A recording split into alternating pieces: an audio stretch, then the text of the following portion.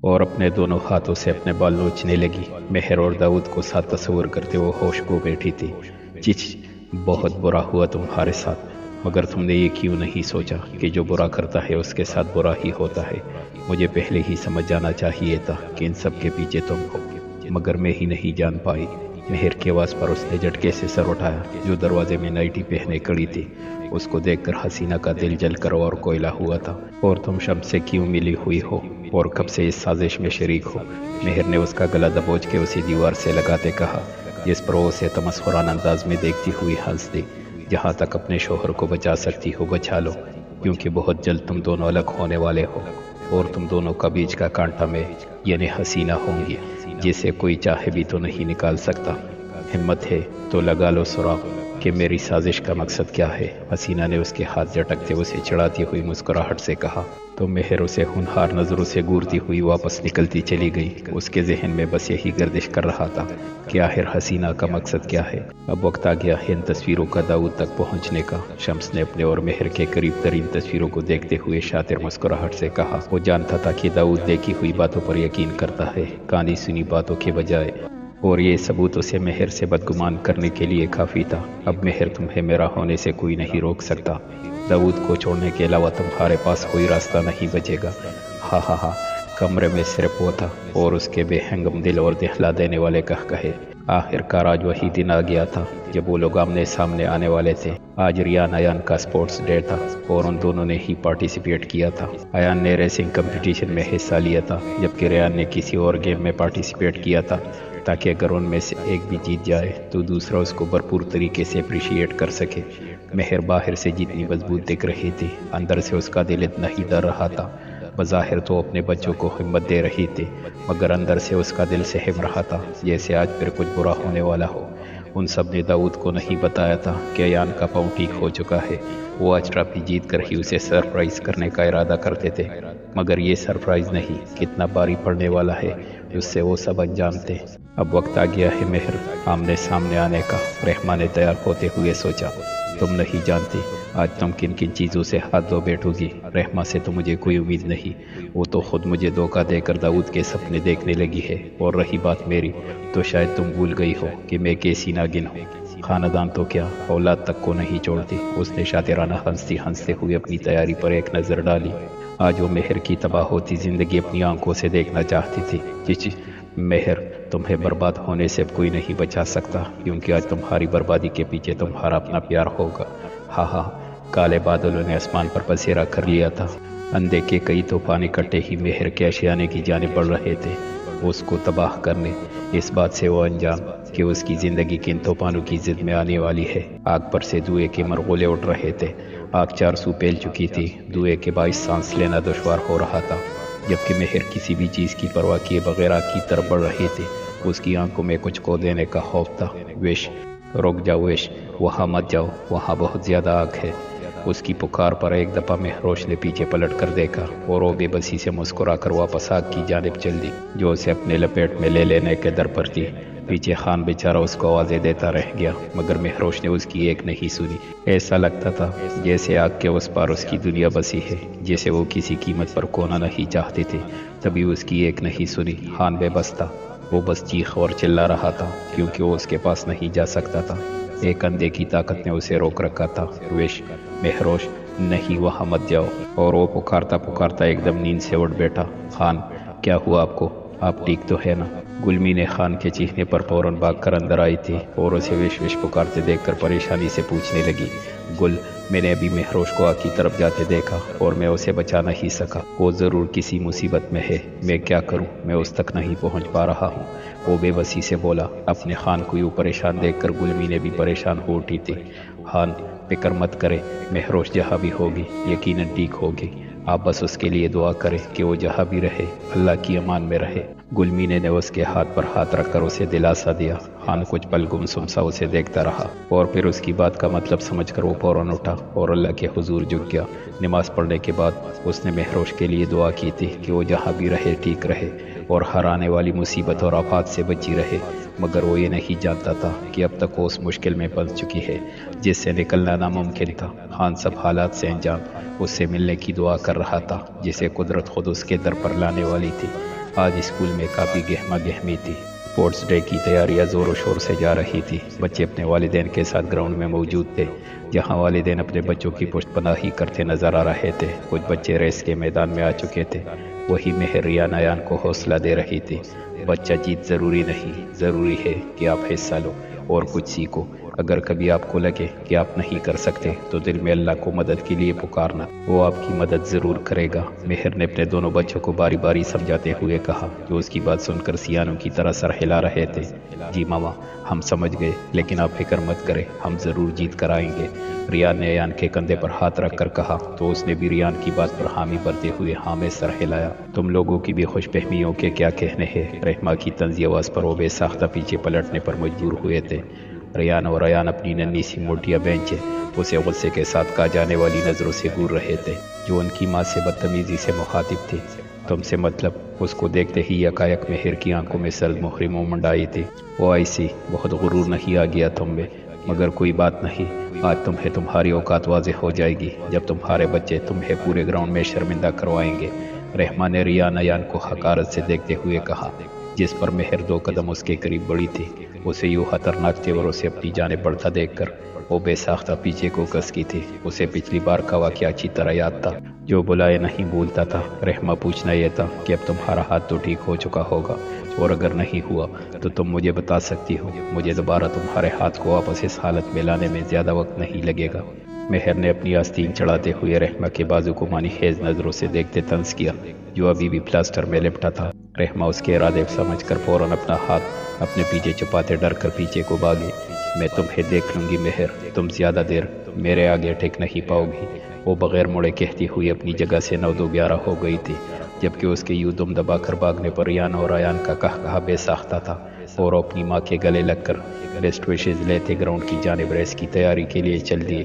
اور ان دونوں کو دیکھتے ہوئے مہر کے دل سے شدت سے یہ دعا نکلی تھی کہ اللہ ان کا حامی و ناصر ہو، اور پھر اللہ جس کے ساتھ ہو تو جیت ہوتی اس کا مقدر بن جاتی ہے۔ مہر دلچسپی سے بچوں کی کارکردگی دیکھ رہی تھی جب پونے گھنٹے کے بریک کا اعلان ہوا۔ ریان اور ایان کو ان کی ٹیچر اپنے ساتھ پریکٹس کے لیے لے گئی تھی۔ ایک دم مہر کے فون پر انون نمبر سے فوٹوز آنے لگی اور آتی چلی گئی۔ مہر نے جب وہ نمبر کھولا تو اس پر اپنی اور شمس کی نازیبا تصاویر دیکھ کر اس کا خون جل اٹھا۔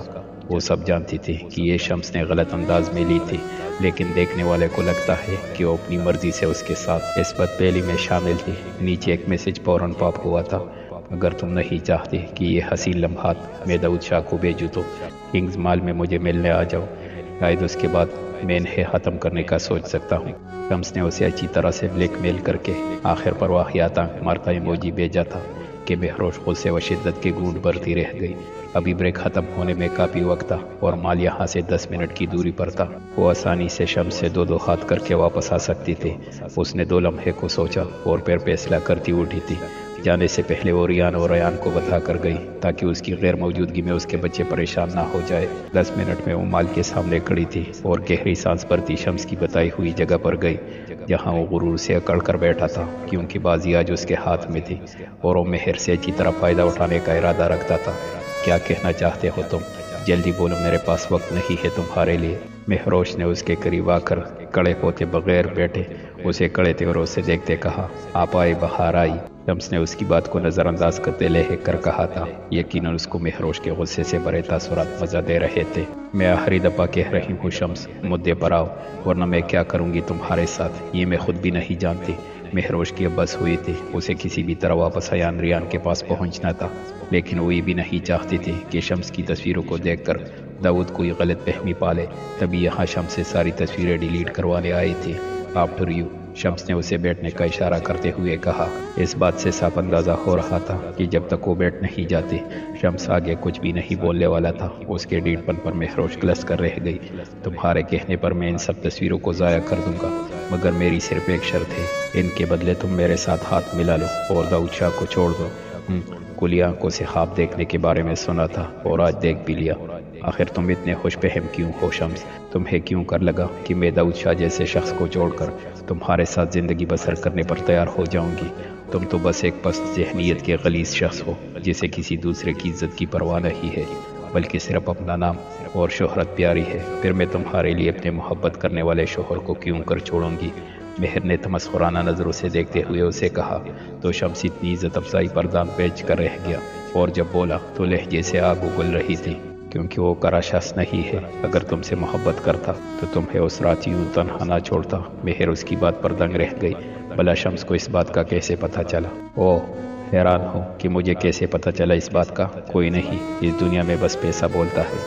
2-4 پیسے پھینکو اور لوگوں کے بارے میں سب جان لو۔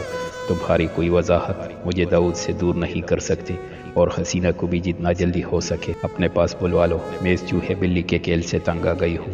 اگر اب تم نے اس کے ساتھ مل کر کوئی بھی غلط قدم اٹھایا تو نتیجے کے ذمہ دار تم خود ہوگے۔ حیران ہونے کی باری شمس کی تھی۔ اسے امید نہیں تھی کہ مہر اتنی جلدی حسینہ کے بارے میں جان جائے گی۔ ٹھیک ہے، بہت ہوا یہ کھیل، چلو اب اس کھیل کو ختم کرتے ہیں۔ میں بارہا تمہارے پاس آیا اور تمہیں خود کو چننے کا موقع دیا، مگر تم نے اپنے شوہر کے ساتھ وفا نبھانے مجھے دھتکار دیا۔ مگر اب تم خود چل کر میرے پاس آؤ گی میرے ساتھ کے لیے۔ آج تمہیں پتہ چل جائے گا کہ تم کس غلط شخص سے دل لگا بیٹھی ہو۔ تم نے تو با وفا بیوی ہونے اور اپنے شوہر پر یقین ہونے کا ثبوت دے دیا، مگر کیا تمہارا شوہر بھی تم پر اتنا یقین کرتا ہے؟ شمس نے طنزی انداز میں پوچھا تو اس نے بے ساختہ توگ نگلا۔ مہر خود نہیں جانتی تھی کہ داؤد کو اس پر یقین ہے کہ نہیں، لیکن پرسوں رات کے بعد سے ان کے بیچ سب ٹھیک ہو چکا تھا، اور داؤد نے ہمیشہ اس کا ساتھ دینے کا وعدہ کیا تھا۔ تبھی وہ پر یقین لہجے میں بولی، نہ ہی میں تمہارے پاس آؤں گی، نہ ہی داؤد مجھ پر ایسی نوبت لائے گا۔ مجھے پورا یقین ہے کہ داؤد کو مجھ پر پورا بھروسہ ہے۔ اگر تم دیکھنا چاہتے ہو تو یہ تصاویر اس کو شوق سے دکھاؤ۔ میں تم سے نہیں ڈرتی اور نہ ہی تمہارے بلانے پر اب کبھی آؤں گی۔ بہتر ہے پیچھے ہٹ جاؤ۔ اس کی بات پر شمس سے مسکرایا جیسے کسی بچے کی بات پر بڑا مسکراتا ہے۔ مہر اسے غصے سے وان کرتی، سر جھٹک کر وہاں سے نکلتی چلی گئی تھی، مگر شمس کی آخری مالی خیز مسکراہٹ اس کے ذہن سے چپک کر رہ گئی تھی۔ جب وہ واپس آئی کافی گیمز ہو چکی تھی۔ ریان ایک ریس میں جیتا تھا جبکہ دوسری میں سیکنڈ آیا تھا۔ اب باری تھی ایان کی کلاس کی، اور رہی بات مہر کی تو اس کا دل زور و شور سے دک دک کر رہا تھا جیسے ابھی سینہ چیر کر باہر آ جائے گا۔ سب بچے ایک قطار میں کھڑے ہو چکے تھے۔ اب انتظار تھا تو بس وhistle بجنے کا جس کی آواز پر ریس شروع ہونی تھی۔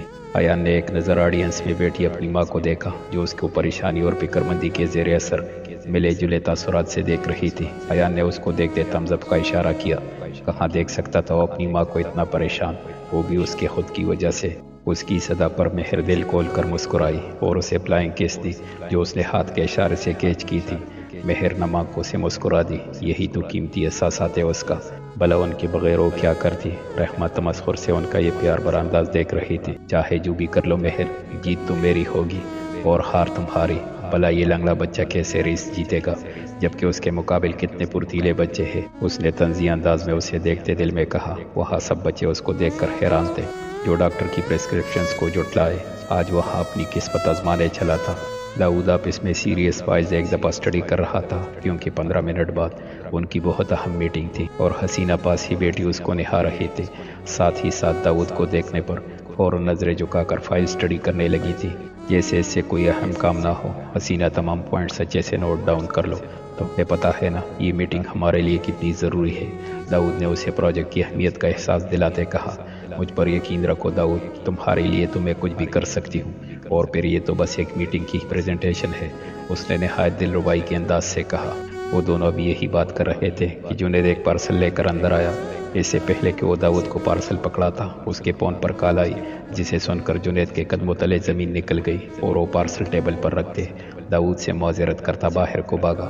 داؤد نے اسے چمبے سے یوں جاتے دیکھا اور پھر سر جھٹک کا پارسل کھولا جسے دیکھتے ہی وہ بیٹا نہیں رہ سکا اور حیرت کے مارے کھڑا ہو گیا۔ الفاظ تو کہیں گم ہو گئے تھے۔ سامنے اس کی بیوی کی نازیبا تصاویر تھی اور ان پر کبھی یقین نہیں کرتا، لیکن ان میں سے 5 تصاویر تو مہر کی آج کی تھی۔ داؤد کو اچھی طرح یاد تھا کہ مہر نے آج یہی کپڑے پہنے تھے۔ حسینہ بھی اسے کن آنکھوں سے دیکھ رہی تھی۔ اسے اپنا پلان کامیاب ہوتا محسوس ہو رہا تھا۔